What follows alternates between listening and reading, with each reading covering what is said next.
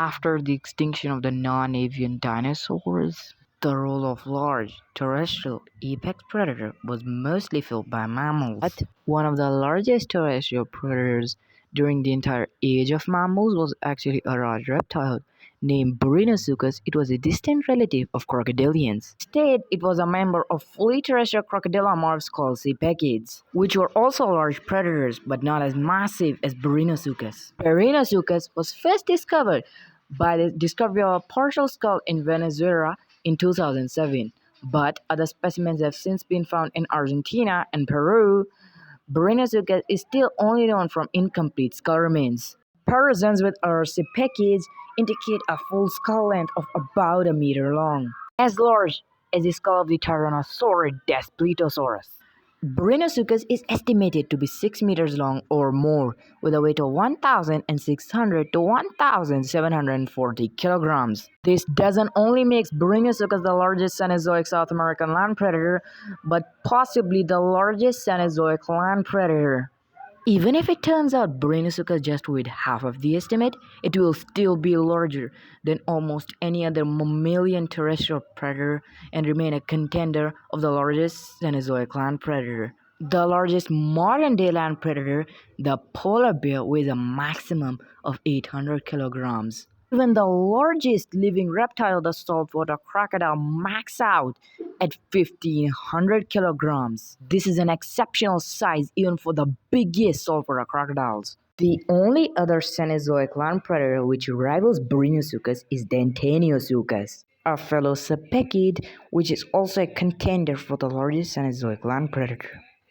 In fact, Barinasuchus almost weighed as much as an average adult Allosaurus and the Tyrannosaurus Daspletosaurus. There were very few crocodilian that rivaled Barinasuchus in terms of size, which were terrestrial. Most of them were from the Mesozoic era, such as the previously mentioned sebicid Cenozoic and Razanandrangobane, which was from the Jurassic of Madagascar, which is estimated to be as large or larger than Barinasuchus, known from even less remains than Barinasuchus. It was large enough to hunt sauropod dinosaurs. Rest of them include relatives outside of crocodilian morpha in the Triassic, such as Fasolosuchus and Saurosuchus. Both of them are estimated to be as large or larger than Barinasuchus. But still, being the largest terrestrial predator doesn't mean being the largest predator of all time. Bigger predators live in the oceans today, and the contemporary semi-aquatic crocodilian Purosaurus weighed 3 to 4 times as much as Barinasuchus. Barinasuchus had a very different hunting style when compared to modern crocodilians.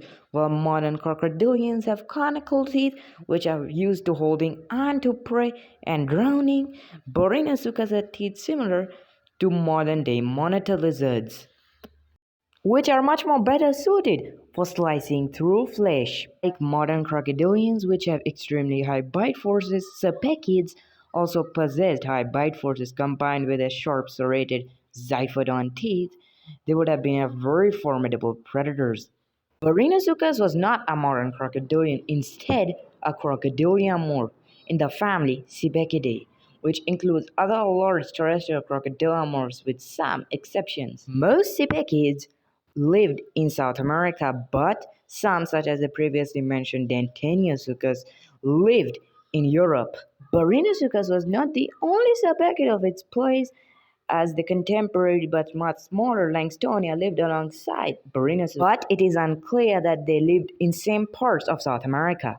The closest relative to the sebicids were the Barusuchids, which were medium-sized predators from the southern continents during the Mesozoic era. Barinasuchus was the largest predator of its ecosystem. It was an undisputed apex predator, but it still faced competition from other animals such as the forest rocking terror birds and the mammalian Acidons, and also the gigantic Purosaurus. As Barinasuchus was the apex predator of its ecosystem, it would have hunted pretty much anything it wanted to. It would have hunted giant ground sloths and armored glyptodons, close relatives of modern-day armadillos, as well as a uniquely South American group of hoofed mammals called Xenopterans, which are now completely extinct. Like most modern reptiles, Barinasuchus was ectothermic or cold-blooded. This is surprising, as it was once thought that Barinasuchus and other sebicids were endothermic or warm-blooded, as because of their upright legs and as many health niches otherwise dominated by dinosaurs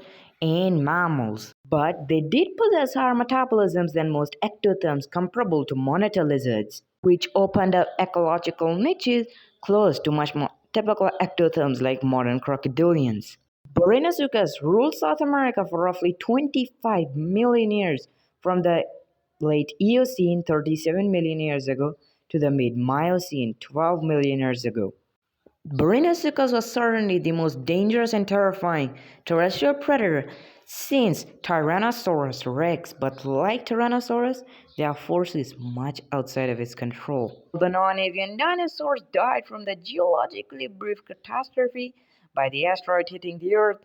Barinasuchus and other sebicids died from much more gradual and local events. There were many reasons for the extinction of Barinasuchus, but the most likely one was the gradual increase of the Andes Mountains, which would have disturbed the habitat of Barinasuchus and its prey, as well as the global decline in average temperatures, which left large ectotherms such as the sebicids at a greater disadvantage, even in the tropics. Still, Barinasuchus and other sebicids had an impressive reign.